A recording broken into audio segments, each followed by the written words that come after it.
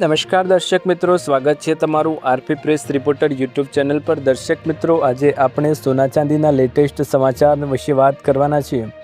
Gold silver price: સોનામાં એક અઠવાડિયામાં 1640 રૂપિયાનો ઉછાળો, ચાંદીમાં 10,000થી થઈ છે વધુ મોંઘી। દેશમાં સોનાના ભાવમાં છેલ્લા એક અઠવાડિયામાં નોંધપાત્ર વધારો જોવા મળ્યો છે। 24 કેરેટ સોનાની કિંમતોમાં 1640 રૂપિયા સુધીનો વધારો થયો છે, જ્યારે 22 કેરેટ સોનાના ભાવમાં લગભગ 1500 રૂપિયાનો વધારો નોંધાયો છે।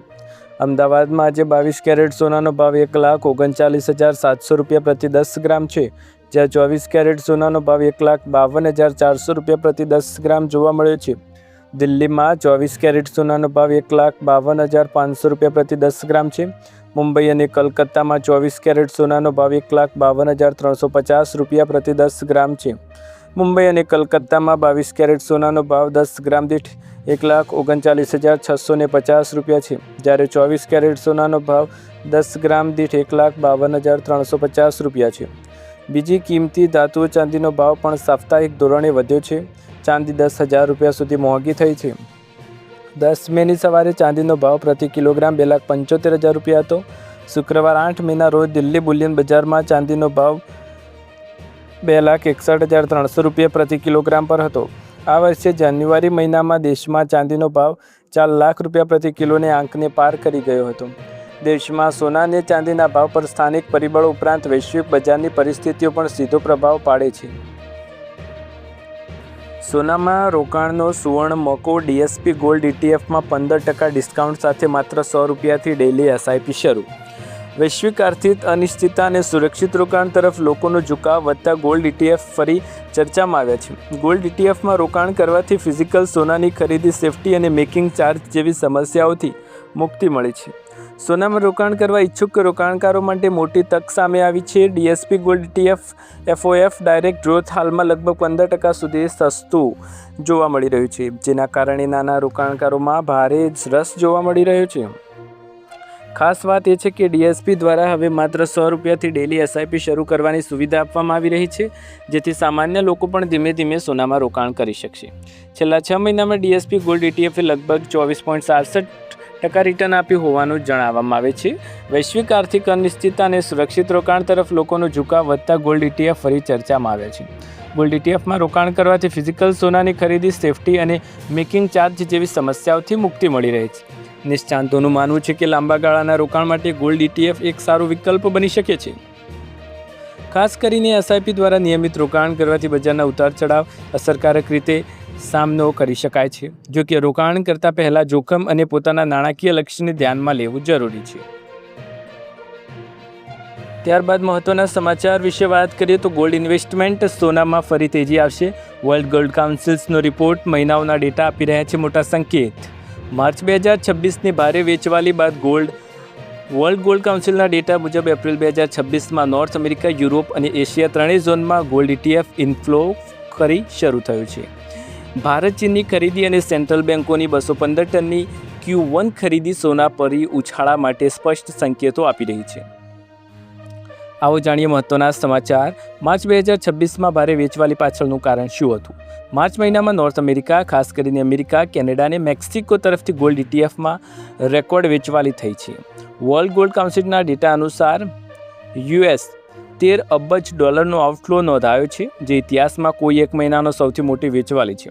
આ પાછળનું મુખ્ય કારણ અમેરિકાનું ઈરાન સામે ઓપરેશન એપિક ફ્યુરી હતું, જેને ગ્લોબલ માર્કેટમાં રિસ્ક ઓફ સેન્ટિમેન્ટ્સ ફેલાયું। રોકાણકારોએ લિક્વિડિટી ઊભી કરવા માટે ગોલ્ડ વેચ્યું, જે અગાઉ ખૂબ ઊંચા સ્તરે હતો। કોમોડિટી ટ્રેડિંગ એડવાઇઝર CTAનું ઓવર પોઝિશનિંગ અને ડોલર મજબૂતી આ ઘટાડાને વધુ ઊંડો બનાવ્યો છે। ચાર્ટ શું કહે છે તો 2024 સુસ્તી છતાં ભાવ ઊંચા હતા। 2025 ઝળહળતી તેજી, $89 અબજ ઇન્ફ્લો। જાન્યુઆરી-માર્ચ 2026માં નોર્થ અમેરિકાનો આઉટફ્લો જોવા મળ્યો છે। 2026માં એશિયાનો ઉદય, ભારત, ચીન આગળ છે। ચીનના ગોલ્ડ ઇટીએફમાં વર્ષની શરૂઆતથી અત્યાર સુધી $8.1 અબજ ઇનફ્લો નોંધાયો છે। ભારતના ETF AUM assets under management 2020થી 15.5 ગણા વધ્યા છે। Q1 2026માં એશિયામાં 14 અબજનો ઇનફ્લો રહ્યો છે, જે ઇતિહાસનું સૌથી મજબૂત ત્રિમાસિક ગણવામાં આવી રહ્યું છે। ભારત માટે આ ખૂબ મોટા સંકેત સ્પષ્ટ છે। ઘરેલું ગોલ્ડ ઇટીએફ AUM ઝડપભેર વધી રહ્યું છે। સેબીના નવા નિયમો કારણે ગોલ્ડ સિલ્વર મ્યુચ્યુઅલ ફંડમાં રોકાણ વધ્યું છે અને Bharat global ETF inflow chart પર એશિયાના ટોચના યોગદાનકર્તાઓમાં સ્થિર ઊભું છે. સોના ચાંદીના વિશ્વ બજાર પાછળ ઘટાડો, ક્રૂડ ફરી વધ્યું છે. કોપર ઉછળી 3 માસની ટોચે પહોંચ્યું છે. કોપરમાં વર્તમાન સપ્તાહના નોંધાયેલી ભાવવૃદ્ધિ વર્તમાન વર્ષની સૌથી મોટી વીકલી ભાવવૃદ્ધિ મનાઈ રહી છે. મુંબઈ ઝવેરી બજારમાં શનિવારના કારણે બુલિયન બજાર સત્તાવાર બંધ રહી હતી. જોકે બંધ બજારો સોના ચાંદીના ભાવમાં વિશ્વ બજાર પાછળ પીછેહટ જોવા મળી રહી છે. ઈરાન અમેરિકા વચ્ચે હવે નવા બનાવો કેવો વળાંક લે તેના પર ખેલાડીઓની નજર રહી છે. દરમિયાન વિશ્વ બજારના ચાંદીના ભાવ એશિયાના ઓસ દીઠ $81.41 જોવા મળી રહ્યા છે. એ દરમિયાન વિશ્વ બજારમાં પ્લેટિનમના ભાવમાં ઓસ $2052 થી $2053 જોવા મળી રહ્યા છે. જ્યારે યુએસ ક્રૂડના ભાવ નીચામાં નીચા $93.82 જોવા મળી રહ્યા છે. વિશ્વ બજારના ડોલર ઇન્ડેક્સમાં ઊંચામાં ઊંચા 98.28 થયા પછી નીચામાં નીચા $97.83 જોવા મળી રહ્યા છે. જ્યારે મુંબઈ કરન્સી બજારમાં રૂપિયા સામે આજે બંધ બજારે ડોલરના ભાવ $94.40 જોવા મળ્યા છે. દર્શક મિત્રો, ત્યારબાદના લેટેસ્ટ અને મહત્ત્વના સમાચાર વિશે વાત કરીએ તો ગુજરાતનું હવામાન શું કહી રહ્યું છે, આવો જાણીએ.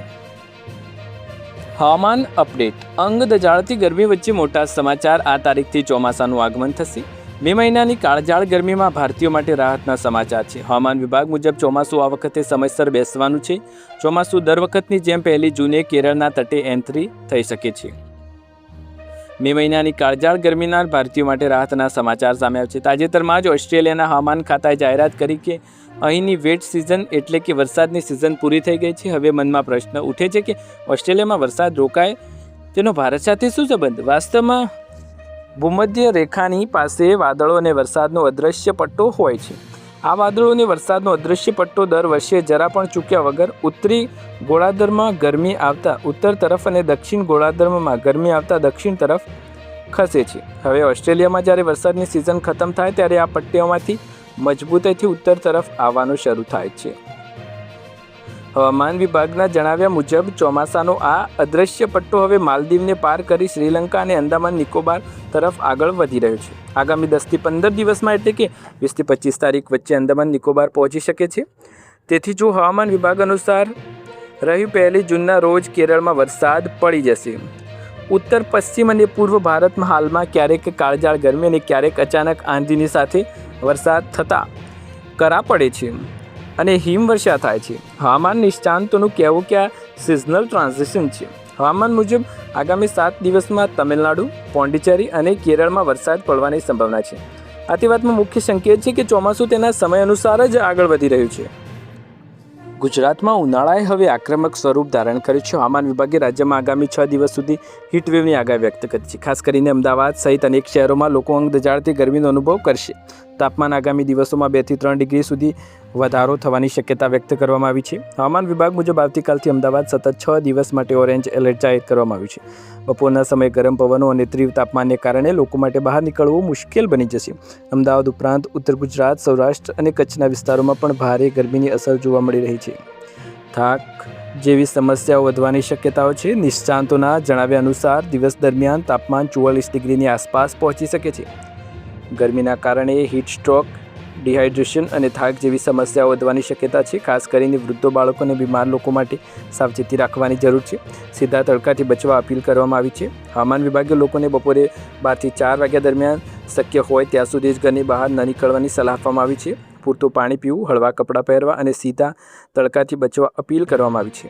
રાજ્યમાં વધી રહેલી ગરમીને કારણે લોકોમાં ચિંતા વધી છે અને આગામી દિવસોમાં હવામાન વધુ કઠિન રહેવાની શક્યતા પણ છે. દર્શક મિત્રો, આ હતા આજના લેટેસ્ટ સમાચાર. તમને વિડીયો પસંદ આવે તો વિડીયોને લાઇક, શેર કરવાનું ભૂલતા નહીં. ચેનલને સબસ્ક્રાઇબ જરૂર કરો. આવી જ નવી લેટેસ્ટ અપડેટ જોવા માટે ચેનલ સાથે જોડાયેલા રહો. ફરી એકવાર નવા વિડીયોમાં નવા સમાચાર, નવા ભાવ સાથે મળીશું. ત્યાં સુધી તમારા બધાનો આભાર. જય હિન્દ, જય ભારત.